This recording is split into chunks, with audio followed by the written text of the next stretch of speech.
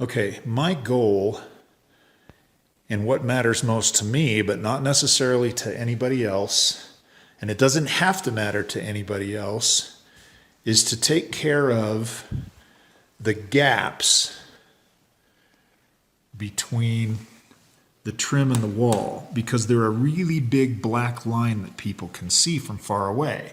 And your eye can also see the difference in the width of that gap from far away. So here's an example of a gap that's been closed. And there are a bunch of examples of gaps that haven't been closed, like by this window and between those two pieces of trim and along that floor. You can see that it's more closed along the floor here, and it's black and open there. So my goal is to take care of all of those things, and it requires several steps that we need to do before we spray. So let me pause and I'll start talking about those steps. Okay, so we're looking at a gap right now, and the first order of business is we want to caulk that gap. So the caulking that I'm used to using is this very caulk. It's latex, so it cleans up pretty well. And even if it wasn't, cleaning up is not a big deal. But this is relatively inexpensive. We're using white. Since we're going to cover it, we could use other stuff, but we could use other colors. But we're going to use white. And the first thing we need to do is open the tip. And the way to open the tip is to carve on an angle the smallest hole we can.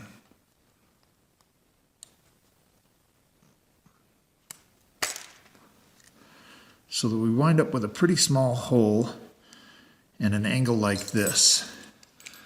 Then we're going to use the caulking gun, and unfortunately everybody needs to learn how to use a caulking gun differently. But once the caulking is coming out of the tip, we're going to set that tip in this gap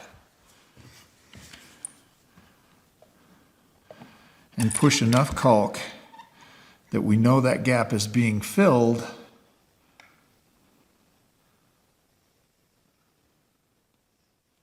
And for demonstration purposes, I just did a piece of the gap, but normally I would start all the way up at the top and work all the way down to the bottom.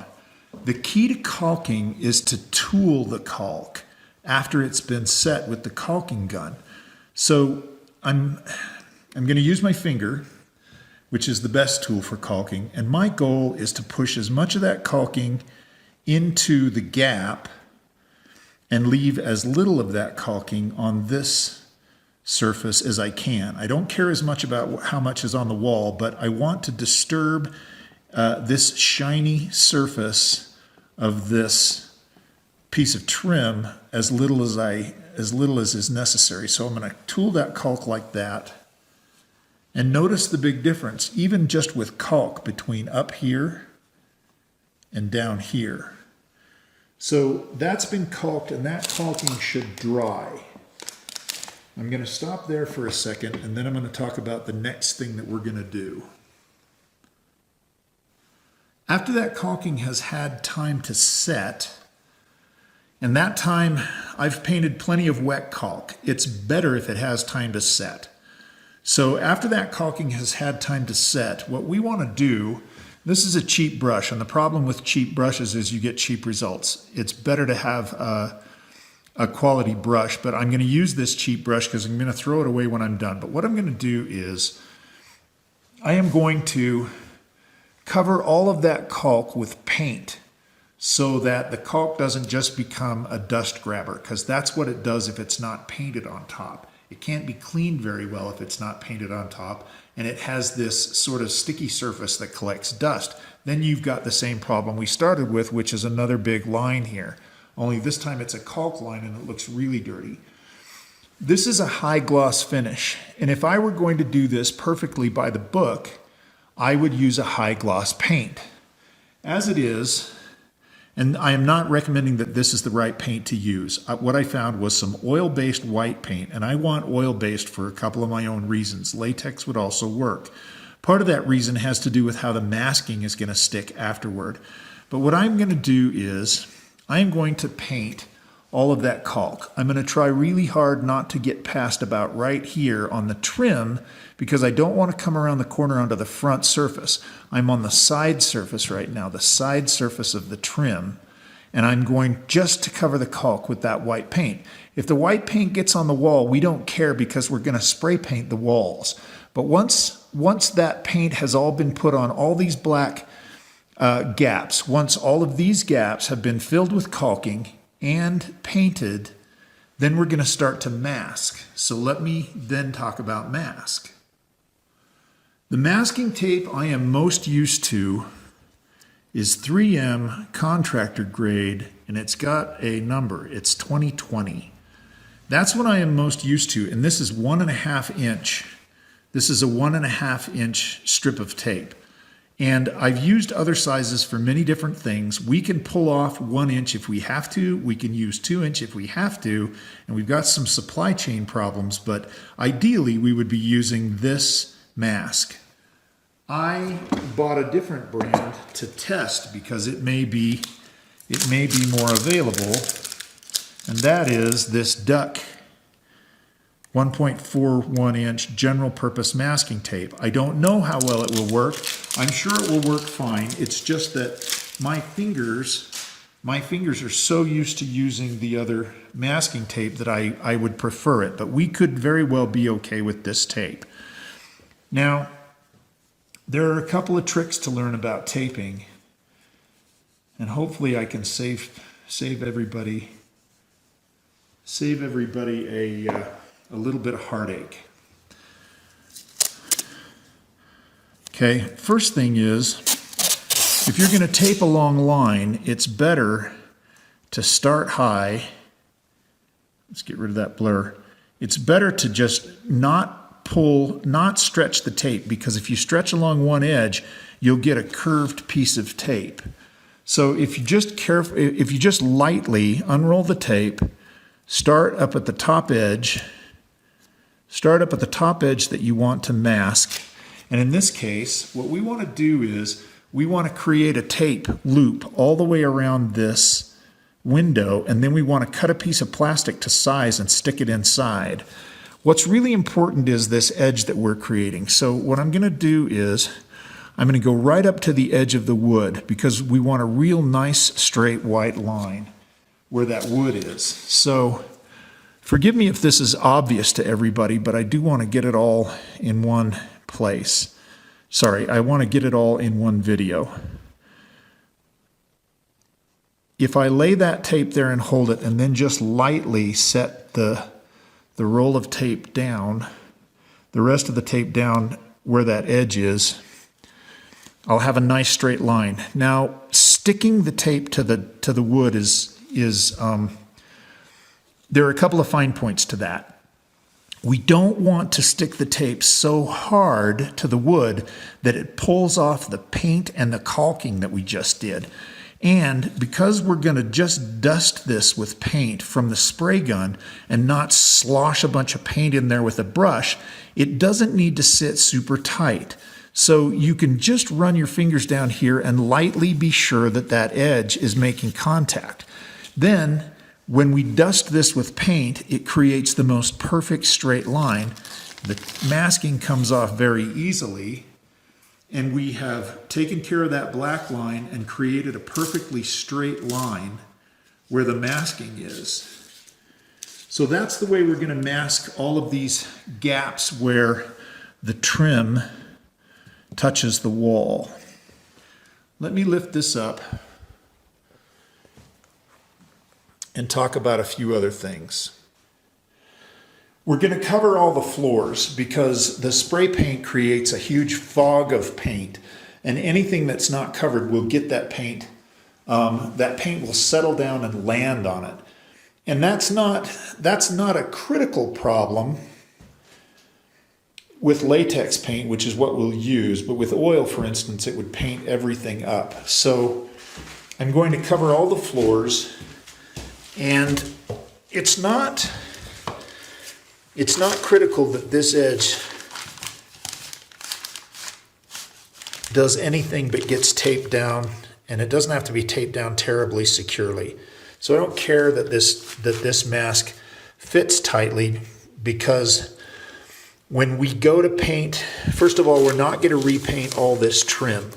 We're only worried about the edges. So we're going to caulk this, touch it up like we did, paint it, touch it up like we did, or like we illustrated on the last edge.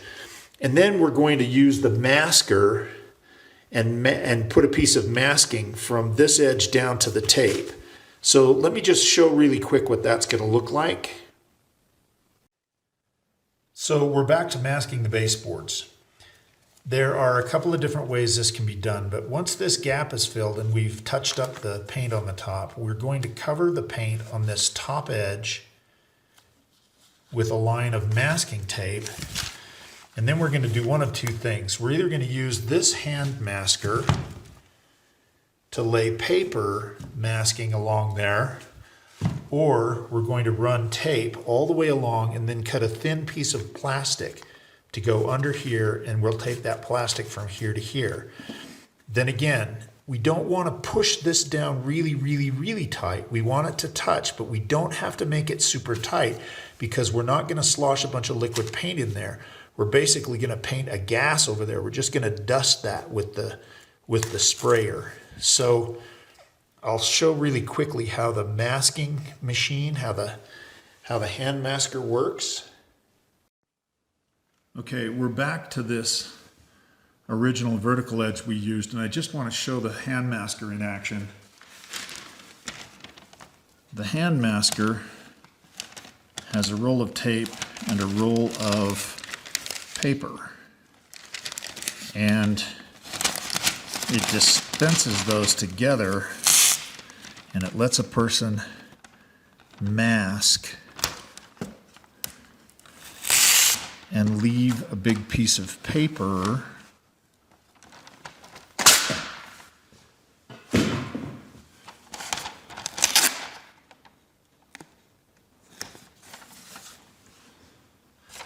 It then leaves a piece of paper that could be wrapped around this window, which we won't do, but on the floorboards, that is probably one of the better places to use this masker. So that is the hand masker. And there are only a couple of other details to put in today. One is, this is PVA drywall primer. The most important thing about drywall primer is the mud itself, I believe, is alkaline. And if we just put normal paint on top of raw mud, it will ultimately just fall off. On a ceiling, ultimately it'll fall off. It'll be years, but it'll just fall off. This PVA drywall primer neutralizes the pH of the raw mud so that we can put something on top of that, put any kind of paint on top of that, and it will stay, and it'll stay for years. So those are the details I wanted to pass along at this time about masking and priming the drywall. The next thing we're going to talk about is patching holes. There are going to be holes in the wall where nails were, like this. And there are, it may not show, but this wall is textured. It's not perfectly flat. And there are some reasons to do things very carefully, one itty-bitty hole at a time. For instance, here's a hole, and I'm not sure if this shows either. That's too blurry.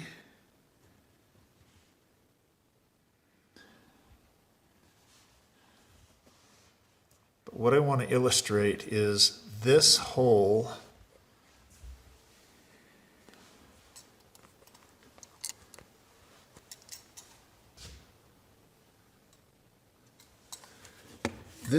has a raised piece around it. All around this outside is raised, and it's very difficult to catch with the camera, but if you feel it, you can feel that it is raised. What we need to do, there, now we can see it. This is all raised. What we need to do is we need to flatten that, but if we can, we want to preserve the paint texture. So there are different tools to use. This is the butt end of my putty knife, or sorry, my utility knife. And that does not work as well as, because it tortures the paint. It doesn't work as well as my screwdriver, and it is very tedious work. But if I carefully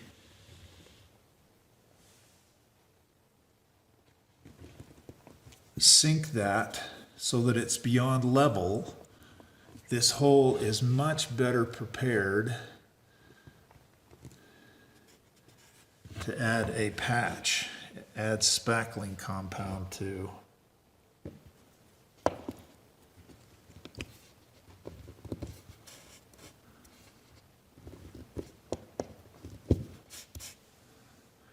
So I've flattened this ring back into the paint. Now, there are lots of different kinds of patching compound. For these smaller holes, for bigger holes we need drywall mud, and we may need a drywaller to do those. But for smaller ones, this lightweight spackling compound works just fine. And it is typical, and it is our tendency to want to get a bunch of spackle and smear it into a hole and do that. And the problem with that is whatever we leave over here that's rough outside of the hole creates something that's really easy to see from far away.